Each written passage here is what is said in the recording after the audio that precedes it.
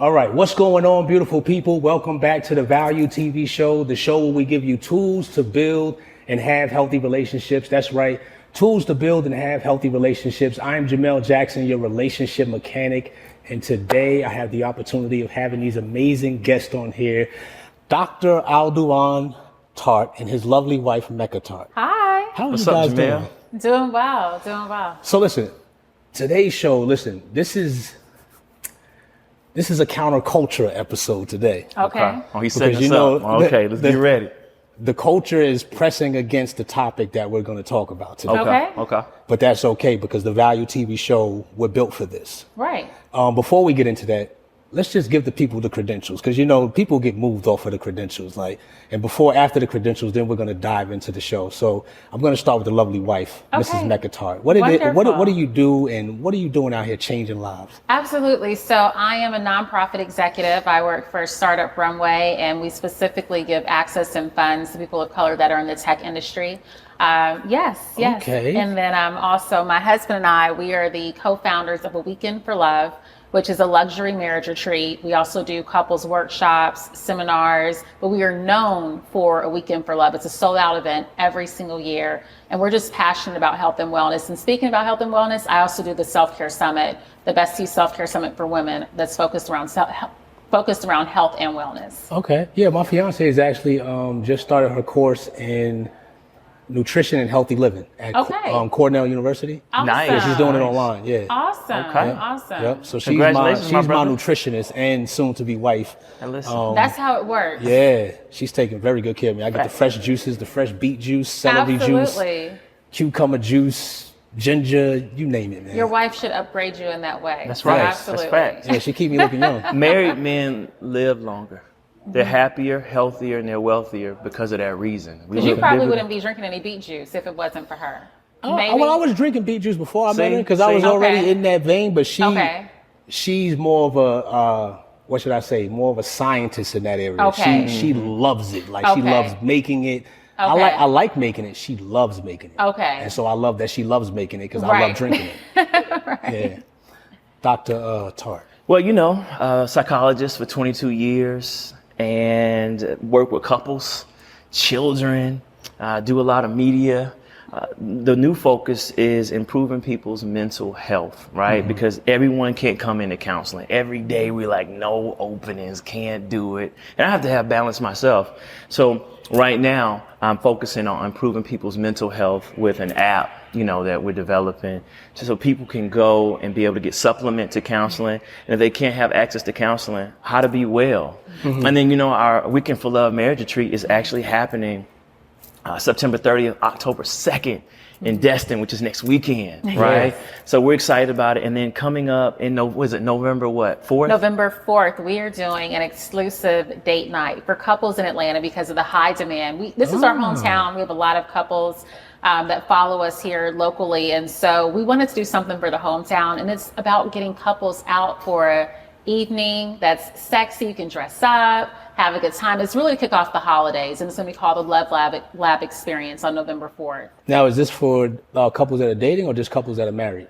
Or is it both? Married, engaged. Married and engaged. And we don't have to pray about the other piece Right. because what we found, and you were talking about this before, is there are a lot of couples who've never seen healthy, happy, flourishing couples, right? Like you don't see happy couples on social media. Most men fall back, on social media, right? We're not of that ilk, obviously, but Right. they don't see that. And so we want to have married and engaged couples, but we may let a couple of seriously dating Right. couples in so that they can see, this is what Black love is all about. This is what marriage about. This is what marital equity is all about.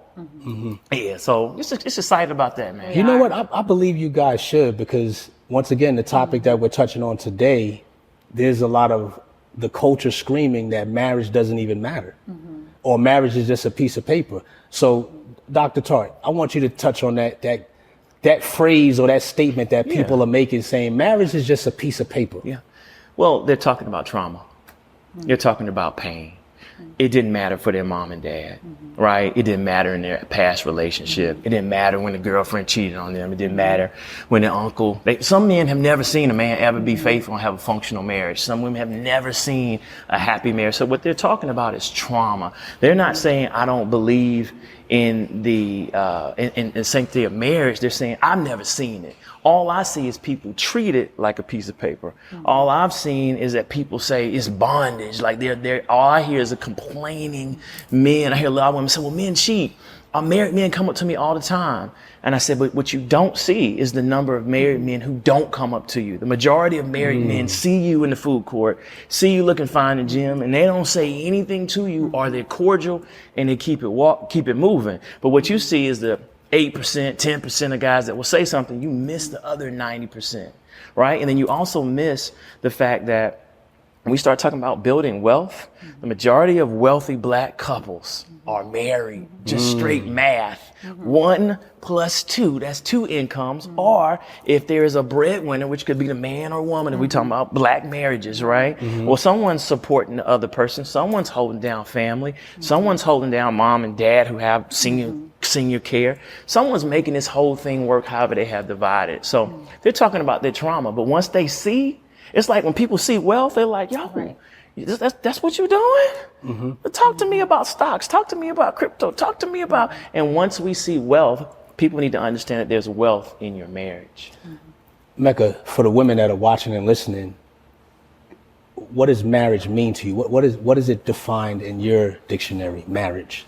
When I think about marriage, I think about having someone who is a partner that's supportive of you, who validates you, who helps you to be able to get to the next level.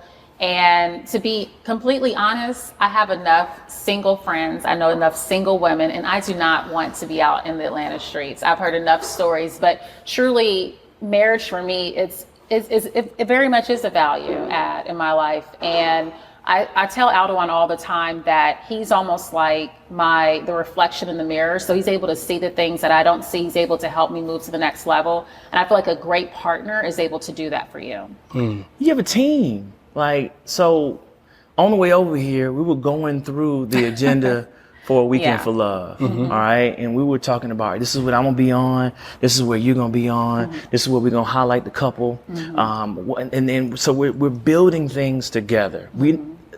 One of the equities, we talk about marital equity, is 2 things that's involved in that. One is making life dreams come true. All right. So when I sit down and talk to Mecca, Mecca wants to travel the world. Everyone who follows us know Mecca wanted 3 children, right? A 3rd child, right? I was stuck on 2, right? All right. So we have our amazing baby. We have 8 months. We have 3 children, y'all. We have 16, 6, and 9 months. 9 months, right? Months this week. Okay. That's what she wanted. So she got what she wanted, right? But it's making life dreams come true. But there also was a compromise, right? I was like, all right, this is how we're going to flow if we have 3 children, that we're raising at the same time. So you have a purpose partner to be able to make life dreams come true. And one of the things that I'll give Mecca credit is she validates me, Jamel. So like single brothers out there that's coming up with these plans and you trying to do it all by yourself, Mecca goes along with the majority of my crazy ideas. Absolutely. Right? A percentage of them hit, right? The rest of them, she's like, this crypto thing, right? When is that coming back up? But that's because I believe in him because of his passion around his goals. And so I always say that I'm my husband's biggest cheerleader, and no one's going to out support him or be his biggest cheerleader before he leaves the house. So it starts at home first. Yeah, right. yeah. But I'm also pushing Mac. Oh yeah, he definitely. Right. So it's like, yo, where you trying to go? What you need me to do? Am I staying out the way? Am I promoting this event? And what is it that you want to do to be able to have the balance? And so we talk to each other. We learned this from Kevin and Labria. Jamel, we went and had dinner with them, right? And we were like, man, y'all do so much financially, right? How do y'all actually make sure that y'all's finances and businesses grow, right? Like. And Kevin and Labria, they're a couples friend of us. Kevin owns a lot of restaurants inside of Atlanta Hartsfield Airport. Shake Shack. Labria has a dry bar, like a hairstyling studio. Sweet Roots here in Atlanta. Plus they have their full-time jobs. And so it's with doing both of those things, we're able to see them, and they have twins. So for us, it was good for us to have this sit down conversation, because obviously they're able to manage all of those components. They put out a whiteboard in the middle of dinner. Wow. A whiteboard. They roll the whiteboard in and they start talking about goals, right? And Mecca and I had never seen that. Right? And so they start talking about not only the quality of their marriage, but they start talking about, okay, whose season is it? This is what I need you to do. And then when you're doing this, that means that I'm supporting you, because both of us can't be doing this and the family working at the same time. So how do you feel about me being on first quarter, you being on second quarter? Mecca and I were just looking at each other like, yo, so this is how it's done. That we know that there are couples out there who they're married for business. Right. We're married and that's for a whole nother segment. We're married for love and business, right? We want this thing to thrive. When people see us, they can tell whether y'all not together, whether y'all married but single, right? And we're like, no, we want this thing to pop, right? And so, but the part we didn't have was the administrative part, is managing our finances and like, how do you hold your wife accountable without being in the doghouse? How does your wife hold you accountable without being in the doghouse, so that you can make life dreams come true? So that's the fun part. Yeah, I hear you guys talking about a lot of the commitment, the work, and the responsibility. And so I engage with a lot of couples that they like the idea of marriage. They like the idea of it, but nobody wants the commitment, the work, and the responsibility that's attached to it. And everybody that watches this show or listening, they know that I use biblical principles where God says, you know, the two shall become one. And this analogy I want to use that I read in the book of the great Dr. Miles Monroe, he was describing marriage as not a bond, but a fusion of two individuals being fused together. And he was saying, like, when two people are in a bond, they could easily just be separated. Like if you took two pieces of wood and put glue in between them, they're bonded, but you could easily just tear that apart. But he described marriage as like almost two chemicals being fused together and they become one. So for the people that are watching Dr. Tartt, because there's so much buck up against marriage. Like it doesn't matter. Here's the thing, I don't need it. Why is it needed? Based off even the example I gave of why God established it, because marriage is from God. Yeah. Whether people want to believe it or not, it's an institution that he established. Why do you believe there's so much friction and fight and forces coming against it? It depends on who you're talking to, right? So it depends on what community you're talking to. And do I need to be married? Well, if you want to live your full life expectancy, research says yes. Married men are healthier. When you start going to the primary care physician around 35, 40, primary care physicians start asking men, you plan on getting married? And I'm like, what? I plan on getting married? Why would you ask me to ask my primary care physician? We know that married men outlive single men 10, 15 years. I'm like, how you figure? Same health. One, a wife is going to be cooking making beet juice. She's going to be monitoring your weight. Making sure you're going to your doctor's making appointments. sure you go to your primary care physician. Right. Making sure she's going to ask, what did the doc say? Right, because we'll lie and nothing. Right, you said your cholesterol was high when I looked at the numbers in the mail. Right? All right, your A1C1 levels were off. Right, your daddy had cancer. You need to stop eating meat, so on and so forth. So what they know is, and also, when you start getting 40, 50, 60, you're going to have a medical procedure. Facts. Whether it's going to be a gallbladder being removed, whether it's going to be you tore your ACL, whether it's something, some cancer scare. You see what I'm saying? And so guess who has to take you to the hospital? Guess who has to be in the lobby? You can't be picked up from the hospital. They won't, yeah. Without someone staying in the lobby through the procedure. You can't even leave for liability reasons to take you home. And then when you're home, who's nursing you? Jamel, I had a brother that was decided to get married during COVID. He said during COVID, he was on the floor. He could not move. He was so weak. And he was calling his women that he was dealing with no commitment. And they're like, I'm not finna come over here in the heart of COVID. I don't really know you like that. We cool, but I'm not dying for a dude that's not my man. Meanwhile, you think about the number of men who caught COVID. Wife was dropping off the tray at the door, getting them black seed oil, calling natural sea moss, calling doctors, making sure that he was good, holding it down financially if he had a service-based business to be able to support, making sure that family was coming through, the kids didn't miss a beat. You feel what I'm saying? Yeah. So we talk biblically, and I'll be shorter, is Ecclesiastes 4:9. I want people to read Ecclesiastes verse 4:9 through 13, but I'll just do 4:9. 2 is better than 1, for they get better return for their labor. So not only am I happier because I have a best friend to do life with, right? I don't have to come home to 4 walls, right? Mecca and I have history. We can talk about what we're trying to do, our 5-year, 10-year, 20-year plan. Last night we were just dancing with the kids, right? Listening to Afro beats and dancing, right? And then we're also wealthier because of the income. And we're also so happier, healthier, and wealthier. So when we start talking about men, most men get married when they turn 50 and 60. Single men who are 50 and 60 really don't exist, right? And if they do, you can tell they're not as well maintained as a married man. You get what I'm saying? Yeah. Because and when he gets older and he starts to retirement, work doesn't mean anything. He already has the respect. He already has the affluence. He already has 401k popping. He already, in theory, right? Yeah. So he's set. But who does he do life with? Right? The meaning of life then becomes legacy. And low key, Jamel, when we look at men, we measure a man by how he handles his family. Obama and Steph and LeBron are on a different level than Diddy. Let's just keep it real. Jay-Z's life is harder than Diddy's. He has to be able to hold down his wife and then be able to hold down the children, right? No disrespect to single men, because I'm not saying you should get married if you don't have the right one, all right? But I have to make sure that Mecca's good. I have to make sure that Raquel can go to UCLA or Stanford, wherever sister girl wants to go. That's the oldest one. Make sure Trent has horseback riding. Make sure Christian is being raised the right way, right? I'm over the parent advisory council for our youngest daughter. You see what I'm saying? Yeah. So there's a lot of different moving parts that you have. And when you have a purpose partner, you can do it together.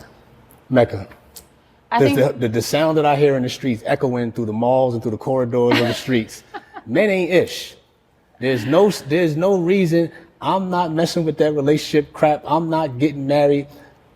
Why should a woman, let me say this, because everybody doesn't have a desire to be married. Right. So for those that have a desire and now that flame is starting to get muffled out, what would you say to that woman?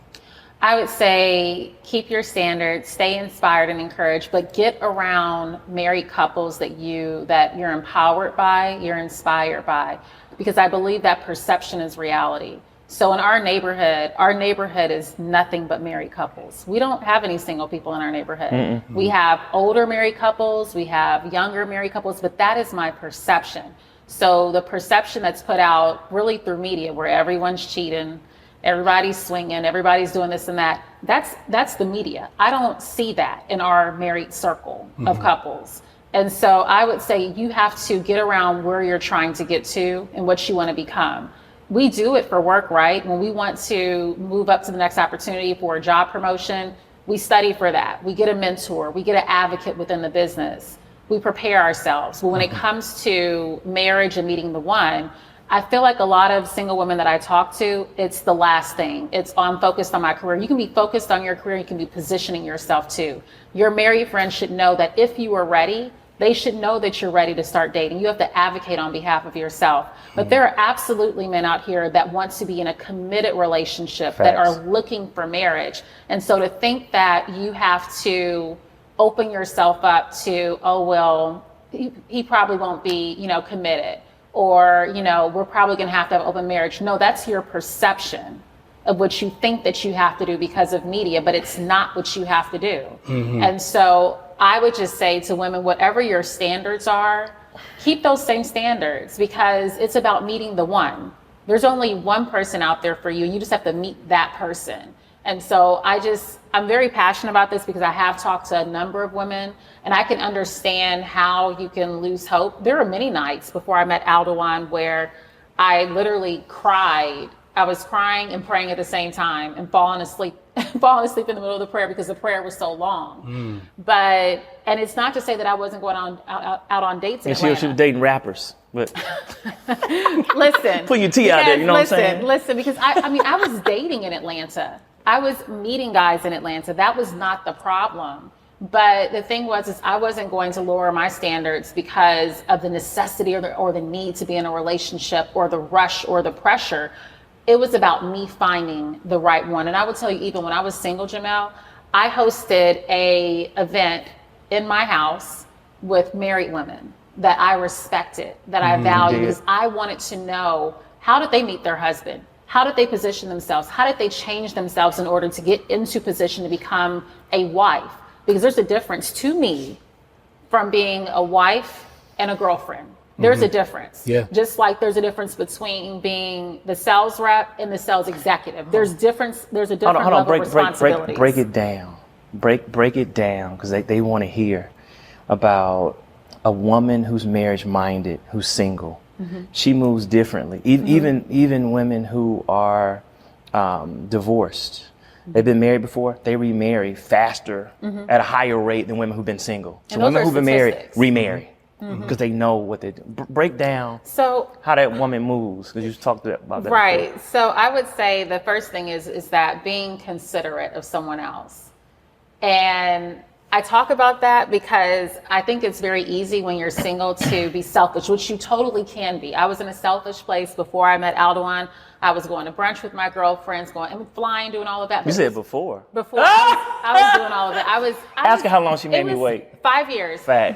But it was on my own timing. But what I will say is that married women, they do know how to date towards marriage, because it's about positioning yourself. It's about showing up as a wife. And so because I wasn't desperate, but I was definitely positioning myself, I will say one thing, this is an example I can give with Aduan. There's a lot of women that, they're cooking, they're bringing you to the house. You just met them a week ago.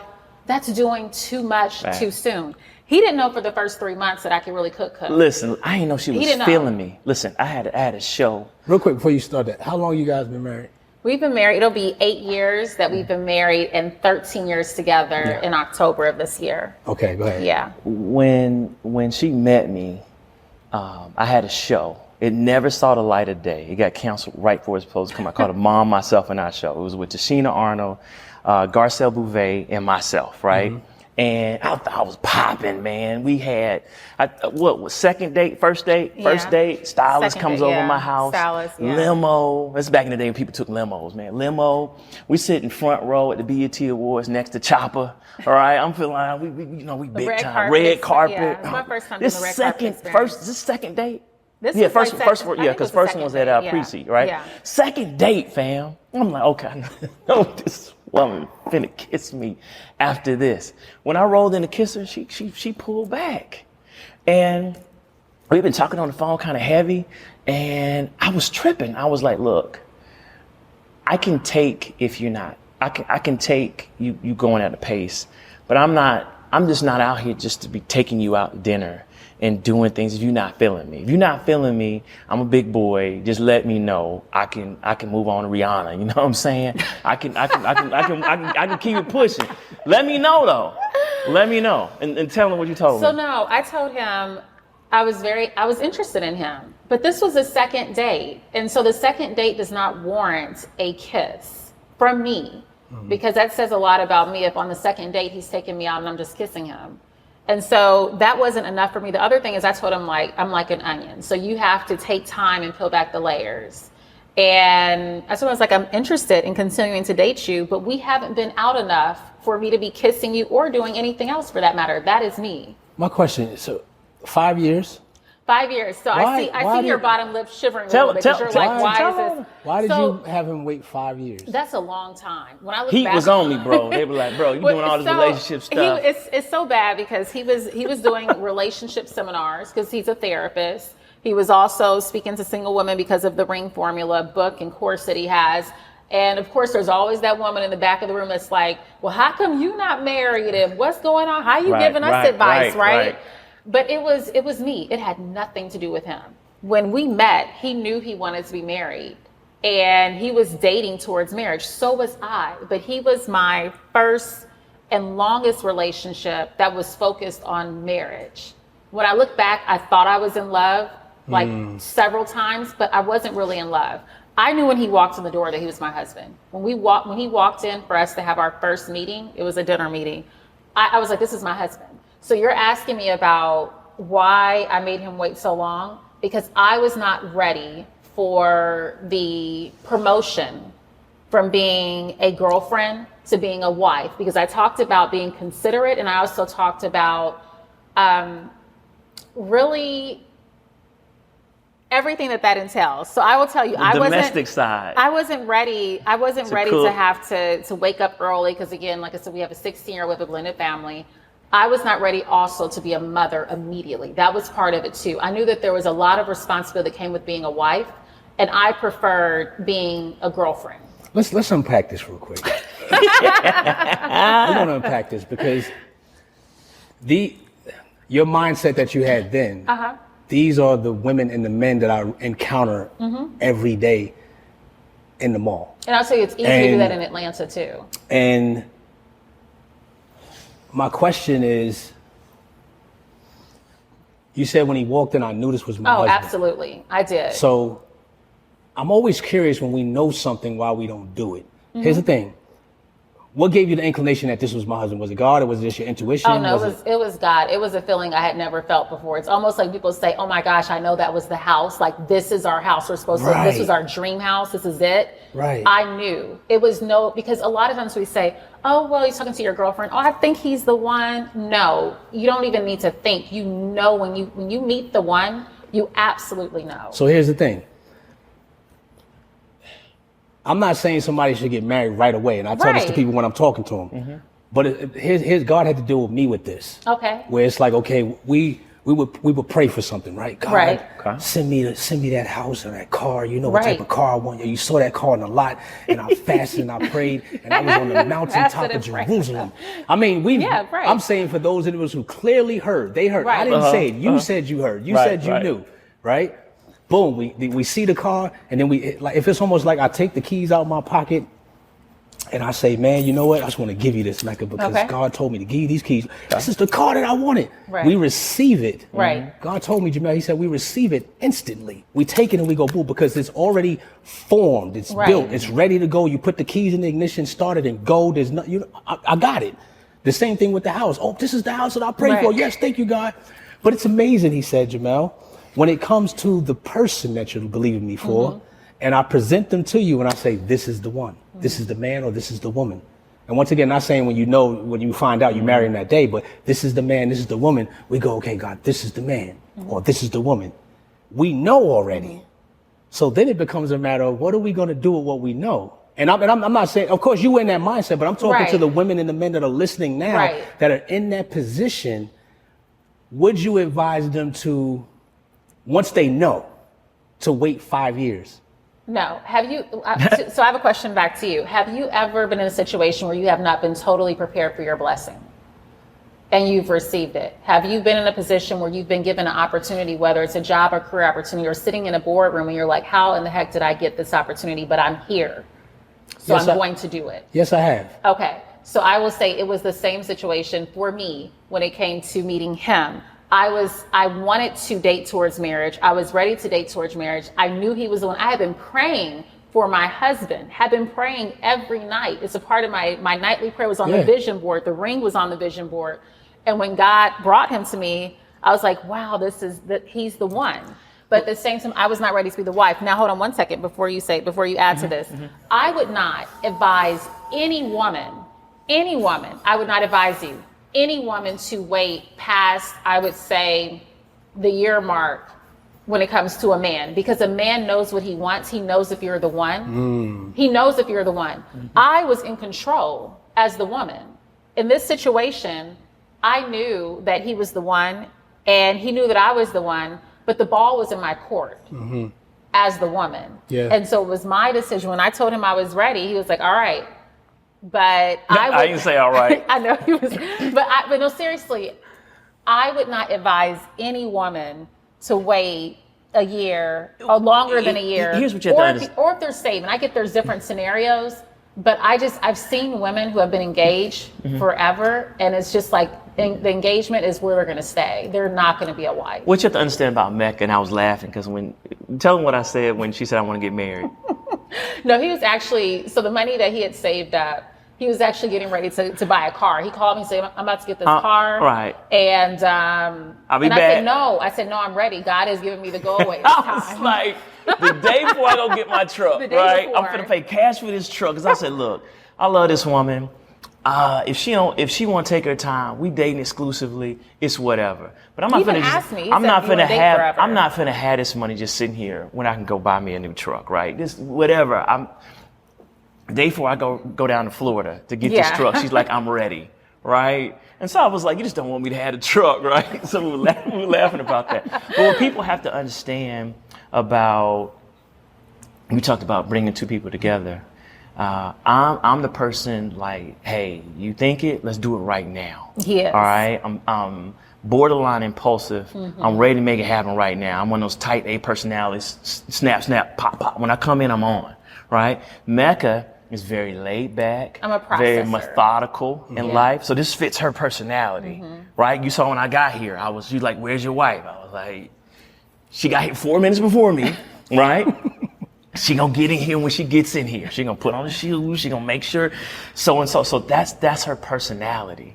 Does that make sense? Yes, yes. Yeah. So it actually worked, but it did flip things for us, right? Because when we first met, tell them how many children I said I wanted. Oh my gosh. So when we first met, that was another reason why I had to wait and prepare myself for this new promotion, is that he wanted, was it 7? 7. He wanted 7 children. I want 7. Wow. And so imagine telling a 25-year-old that you want 7 children. I was 25, right? And in my prime. I mean, And how old I were still you? had some time. 35. Okay. Yeah, so that's a lot for someone to take in. Yeah. You know? You know, relationships are so interesting, and it's the fear of the unknown because we're always evolving. You know, you don't know how he's going to be 5 years from now. Of course, for the better, you know, not for the worst, but it's the fear of the unknown that keeps us, even when we receive this promise or promotion, Right. you know, and we're like, it's right there. We know it's ours, but it's like, but I don't know what's going to happen a year from now. I think it was wise though, because when we think about it, and what Mecca's not saying is that in my family, in our family, the standard for a wife is high, Jamel. Is high. You have to host a holiday and be able to cook for 100 strong. It's definitely. You I mean, you the have women to- in his family who I adore and love, I would say that both first, sides of our family. are very much alpha women. And so I will say it was also the first relationship I had been in where immediately his mom wasn't like, oh my gosh, she's amazing. I hadn't been used to that. His mom was like, okay, what does she bring to the table? Who is this? All right. It was a very different situation for me. So all the aunts, Mecca's mom, Mecca's aunts, they can all cook and host. That's a lot of pressure, right? They can all pray. They can all get up and if I say, hey, Meg, all right, let's go ahead and who's praying, me or you? Women in my family don't pause for that type of stuff. The kids, this honor roll are nothing. No one's not, you get to see that's a problem. And the women all do lots of different things. We just had a popcorn fundraiser. Oh my right? goodness. And so our daughter was having popcorn fundraiser. We got everyone on the phone, like, we don't lose anything. Well, he set the number at 5,000 for a kids' school fundraiser. No, we don't. And it was a 3-day fundraiser. And I said, $5,000? But guess what? Our daughter raised $5,454. Mom was on the phone all Popcorn. night. Aunt's on the phone, like, yo, what's up? Because they don't play. What's Like, this the family doesn't $29 play. stuff? Well, let me ask you this: Do you, with that being your family, and now you have your own family, Right. Do you hold that expectation over Mecca for her to be that standard? Yeah. You do. She is that standard. That's why I waited. Where I'm gonna find another Mecca? That's people keep talking about we the prize. Jamel, you know, you can. No, I'm saying, like, if she didn't per se cook like all the aunts in them, would you have still chosen? No. So You wouldn't have chosen me? You would have had to take some cooking classes. So hold on, you mean to tell me? Okay, so you would have brought the truck, and then what? You wouldn't have nobody to cook. What it is that when I met Mecca, I knew she was the one as well, right? So for men, you're not gonna have, if you're an attractive brother, if you're an affluent brother, if you have your stuff halfway together, you're gonna be able to find a woman that looks nice in Atlanta, GA. That's easy. Right? That's not hard. But a woman of substance, a woman that you say this could be a friend, this is a woman that can check me in a way in which I can actually receive it. This is a woman that when she shows up, she's a wife. When she showed up to our first family reunion, my aunts, my friends, my mom, once she, had the vet mech, all right, they were like, yeah, that's a real one, right? That's a real one. They're all like, yeah, she fits the ilk of our family, right? Mecca's built for this. Anyone knows Mecca's a fitness competitor. Mecca will then turn around and breastfeed Christian, turn around and take Trinity to dance recital, be able to help our oldest daughter with a homecoming dress, be up and host a self-care seminar, be able to do something for the venture capitalists out there, and then be able to make love to me at night. Where are you gonna find that? That's a lot, fam, to be able to have that verse and be because I'm a Christian psychologist and I'm called to preach. You know what that means when they see her as a first lady. That means Mecca's able to step into a room and be able to pray, be able to do the things that they ask a woman who is of the faith to be able to. They don't really ask. You see what I'm saying? So when you talk about that level of versatility, fam, that's one in a million. You see what I'm saying? People, where I'm gonna replace her? You feel what I'm saying?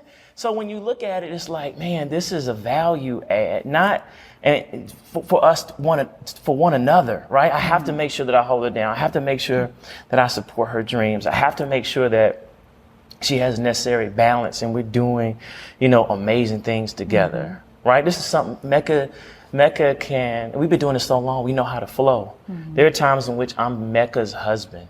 When we walk into rooms and sales, or like you said, recently went to Essence Festival. Man, I was at Essence Festival. Man, I'm keynoting three seminars. And they be like, yo, you Mecca's husband, not Dr. Tartt, not Aduan, right? And you have to be okay. You have to be secure. When your woman has a brand, when your wife has substance, when your wife has presence, that adds to you. You have to, as modern day man, I have to move in the room. She's called me a couple of times, like, babe, I might be upstairs. We were in Chicago. I was upstairs with Trend, chilling, watching TV. She's like, babe, get up and put a suit on. I was like, how you figure? And she was like, I need you to come out and shake some hands. I was like, you tripping, you tweaking. I refuse. As I'm putting my clothes on, because that goes with the territory. She does the same thing for me. Hey, babe, I need you to come. I'm doing a speaking engagement. Or, hey, yo, they asked me to preach. You kind of have to talk to the women, you got to do a prayer challenge. Boom, boom, boom.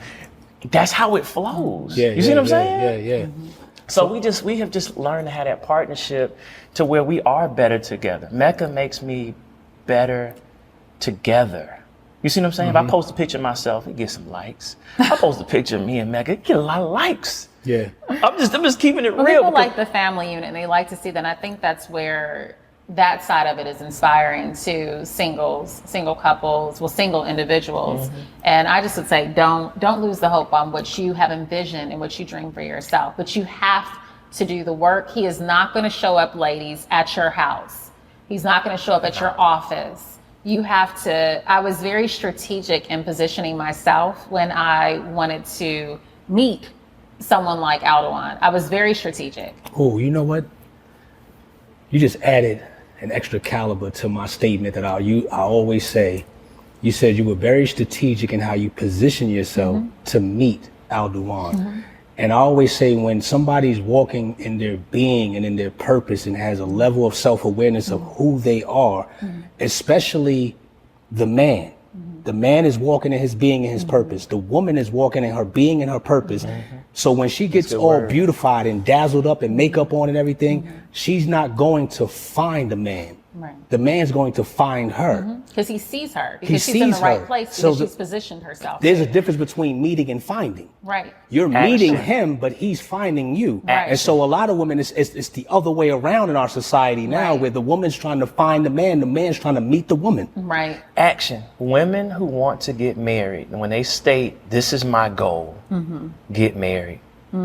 But you have to make sure that you show up how the man you want physically. Do you look how a man wants you to look? And I'm not talking about a particular physique. It's really about you walking with confidence. Because men, you notice, Jamel, we're going to be attracted to the most confident woman in the room. And it's to how she moves. She can have different physique. It's her confidence. Like she the way she walks, she moves like she knows she has presence. Right. You see what I'm saying? Yeah. And so, but it's also, it says, he who findeth a wife finds a good thing and gains favor in the Lord. There's your proposition for marriage.